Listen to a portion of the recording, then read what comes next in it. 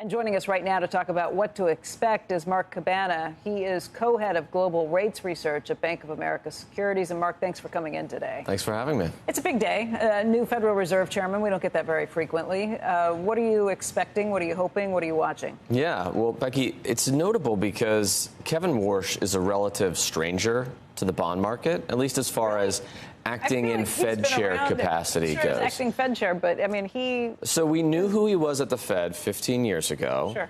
We know what he has sounded like when he has been auditioning for the job. And we got a little bit from him in his Senate testimony. But as an acting Fed chair, we really don't know that much about him.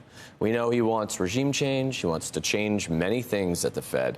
But we really don't have a strong sense for how his leaning is on monetary policy. I mean, I've always thought of him as a bit of a hawk, frankly. Traditionally, he has been. That's who he was 15 years ago.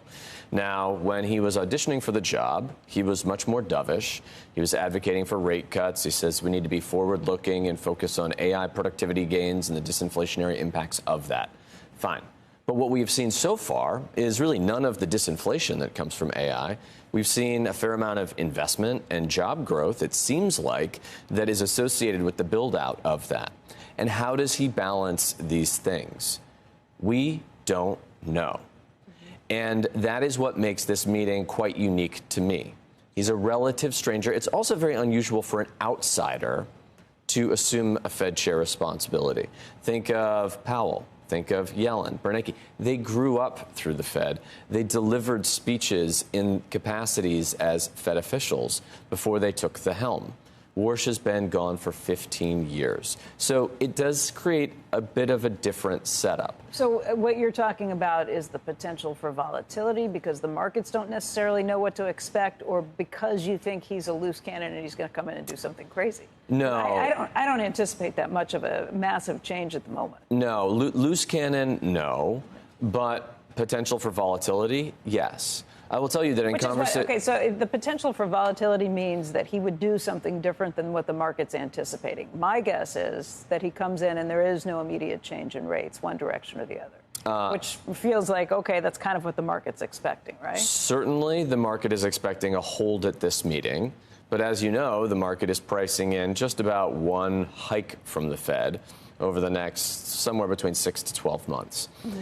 And we don't know if that is really validated or not. What we do know is that the rest of the committee has shifted and sounds like they are leaning in more of a hawkish direction. Mm-hmm. Sounds like they will favor rate hikes. In the dot plot, which we still think we will get, don't know if Warsh will be in there or not. But we think you will see a number of Fed officials that pencil in hikes for this year. That's certainly what they've been indicating in the commentary we've gotten over the last couple of weeks. As Joe just pointed out, though, oil prices just collapsed. And we don't know where they're headed next week or 60 days from now. But to come back to 76 for WTI after we'd been looking at, $90, even $100 not very long ago, that makes you think that maybe the Fed won't be quite as pushed to raise rates next.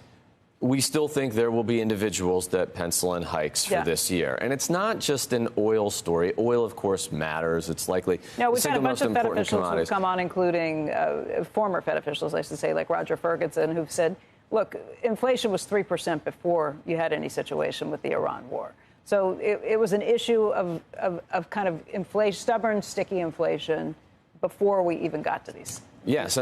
I will tell you that for me, one of the things that has surprised me the most about the U.S. economy since the outset of Iran has been how resilient the consumer has been and how it looks like, at worst, the labor market has stabilized. Sure. But I think you can make a compelling case that it's actually strengthening despite the commodity shock that we have had. Now, if the commodity shock goes away, you worry less about headline inflation.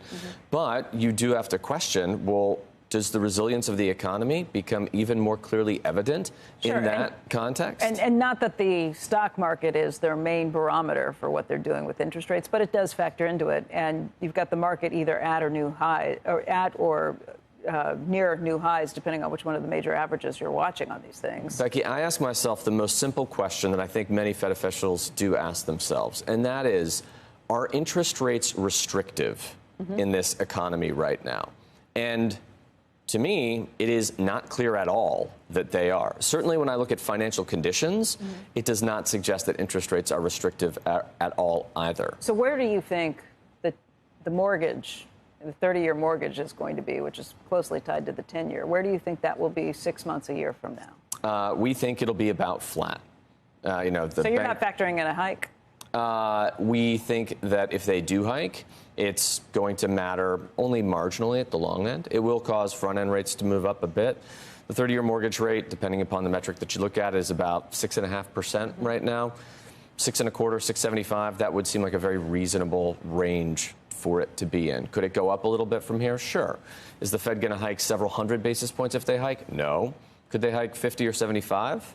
Sure. If they hike 50 or 75, that will impact mortgage rates. It will, but will it move mortgage rates up to a 7 handle? I'm somewhat skeptical.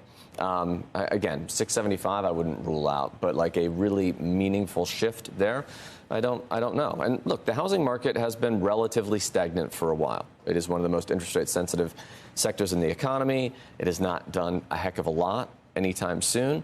So interest rates are impacting that part of the economy reasonably efficiently. But is it touching the AI build-out? Is it touching all of the AI-related investments that we're seeing? No. Those are somewhat interest rate insensitive. And the Fed may judge that it wants to do its best to try and tap the brakes a little bit. Which is where you get back to this tale of two economies. Tale of two economies, but it also gets back to the fact that we have a new Fed chair now who's a relative stranger to the bond market in that capacity. We expect that there will be some Fed officials that pencil in hikes for this year. And what we need to hear from Warsh is how prevalent is that view? Okay. When you just sat down at the meeting, how widespread is that? How much is the committee pushing in that direction versus being comfortable to taking the luxury of time and seeing how lower oil prices factor into the outlook for rates in the future? That's some of the key things that we will be watching in the bond market.